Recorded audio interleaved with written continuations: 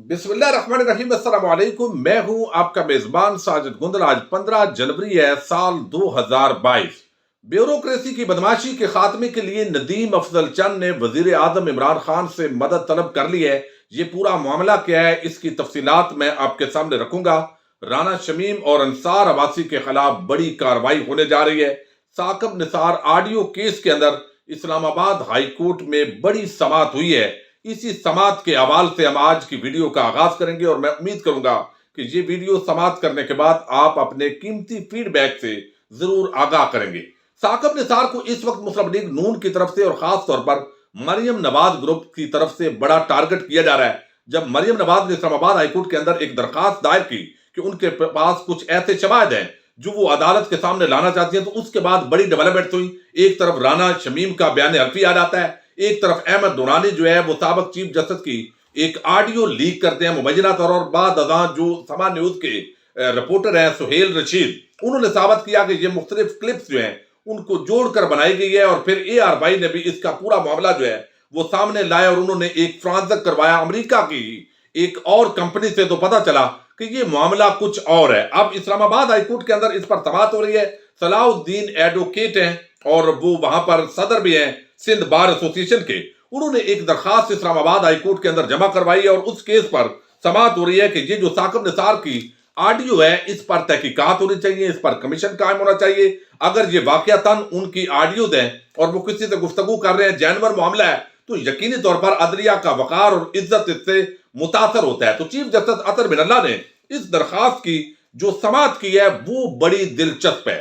उन्होंने कुछ सवालात उठाए हैं कि ठीक है, आपने ऑडियो यहां पर अगर असल हो या नकल हो ये मामला तो अलहदा है, लेकिन उन्होंने कहा कि इंक्वायरी का मामला जो आप कर रहे हैं ये तमाम मामला एक जेरे इल्तवा अपील से मुतल्लिक हैं। आप इंक्वायरी चाहते हैं और उसका जेरे इल्तवा अपीलों पर भी असर होगा। अगर अदालत इंक्वायरी का हुक्म देती है तो अपीलों पर क्या असर पड़ेगा। यानी मरियम नवाज की जो अपीलें हैं नवाज शरीफ की, उस मामले के लिए ये सारा खेल खेला जा रहा है। इसका जिक्र कर रहे हैं जो जस्टिस अतर बिनल्ला है। वो कहते हैं कि कोई एक मामूली सा भी सबूत लेकर आइए कि इस अदालत का कोई बेंच किसी और ने बनाया है। यानी ये सिर्फ कह देना कि इस पर भी कमीशन बना दो, इस पर भी तहकीकात कर दो, ये तो एक ना खत्म होने वाला सिलसिला शुरू हो जाएगा। उन्होंने कहा कि यहां पर आप बार के लीडर हैं, कोई मामूली सा सबूत लेकर आए। इंक्वायरी तो बेंचेस में मौजूद जजेस की होनी है। सलाउद्दीन ने कहा कि एक ऑडियो मौजूद है जिसमें यह मालूम नहीं कि साकिब निसार किस जगह से किसको गुफ्तगू कर रहे हैं। यह भी मालूम नहीं कि काल पर दूसरी जानब कोई जज है भी या नहीं। इस्लामाबाद हाईकोर्ट के चीफ जस्टिस कहते हैं कि आपको बादी नजर में अपना केस तो बनाना होगा, कोई मामूली सबूत लेकर आए, वरना ये मामला ऐसे नहीं चलता। अमेरिकी फोरेंसिक फर्म ने कहा, वो कहते हैं कि ऑडियो एडिट नहीं है।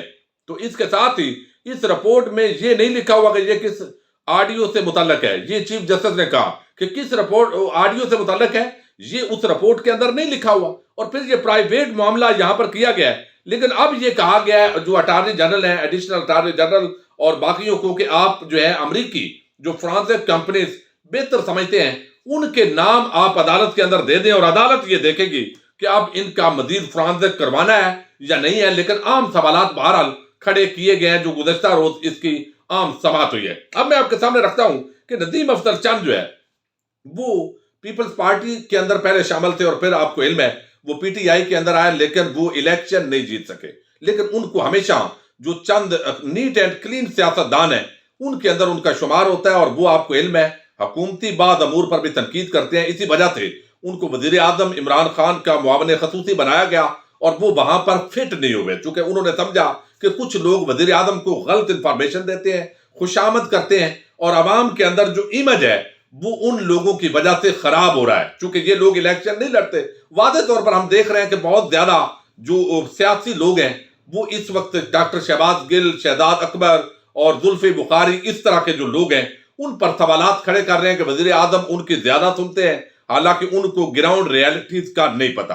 अब जो ब्यूरोक्रेसी है उसका पहले दिन से आपको इल्म है कि कोशिश है कि ये हुकूमत किसी तरीके से भी कामयाब ना हो और इसकी रईस से कसर जो है वो उस्मान बुज़दार जिनको वजीर आला पंजाब बनाया गया उनको मुंतखब करने से वो पूरी हो गई है। चूंकि उनको ब्यूरोक्रेसी को हैंडल करना वो इल्म नहीं है।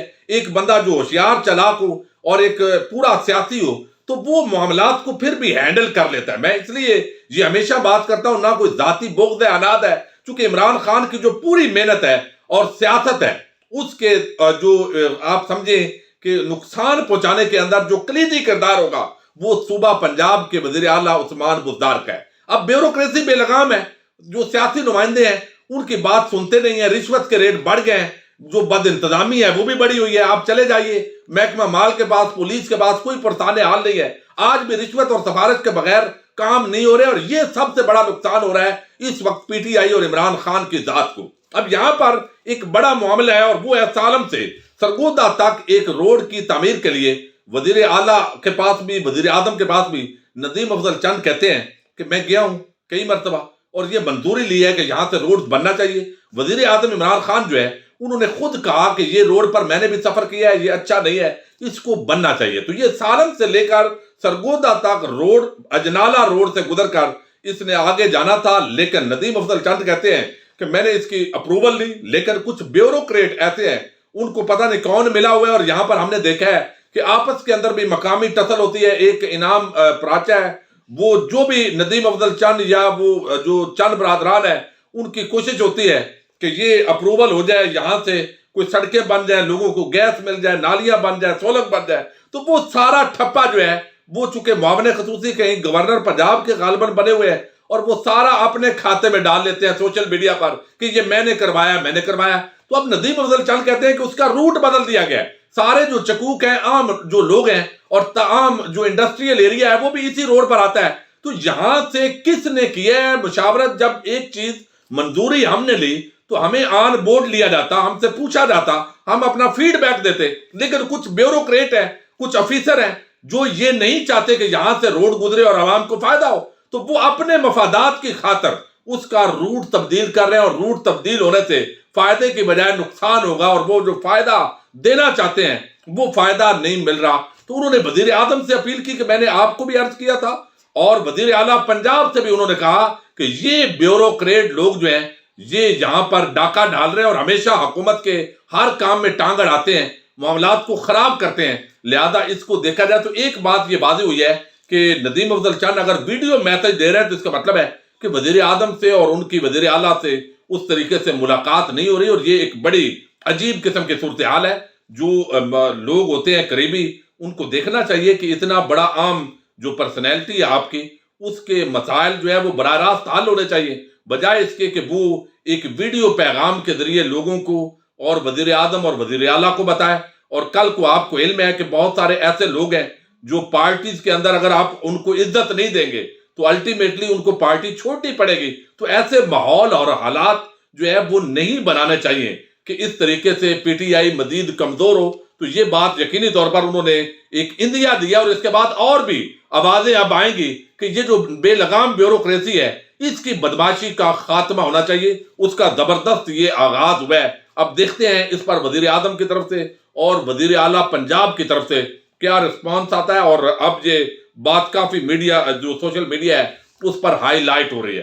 دوسری ایک بڑی ڈیولپمنٹ ہوئی ہے وہ رانا شمیم اور کا جو بیان حلفی کیس ہے، اس کے اندر انصار عباسی، میر شکیل الرحمان اور ان کے حوالے سے تحریری فیصلہ اسلام آباد ہائی کورٹ نے جاری کیا ہے۔ تو اس سے اندازہ ہوتا ہے کہ اس کے اندر کس طرح کی جو زبان ہے، جو لہجہ ہے وہ استعمال کیا گیا تحریری فیصلے میں۔ اور اب یہ جو جنگ گروپ ہے جو ہٹ درمی پر ڈٹ گیا ہے، اگرچہ چیف جسٹس اطہر من اللہ ان کو سزا نہیں دینا چاہتے، ان پر فرد جرم عائد نہیں کرنا چاہتے چونکہ ان کے وہ پسندیدہ جج ہیں، لیکن اس کے باوجود وہ کہتے ہیں کہ کوئی راستہ نہیں چھوڑا جا رہا۔ تو وہ میں آپ کے سامنے رکھتا ہوں۔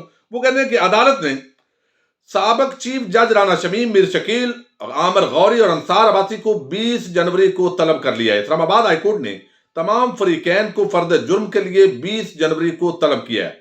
عدالت نے تحریری فیصلے میں کہا ہے کہ افسوس سے کہنا پڑتا ہے کہ توہین کے ملزم کو کافی وقت دے دیا، ملزمان کا موقف یہی رہا کہ انہوں نے کچھ غلط نہیں کیا۔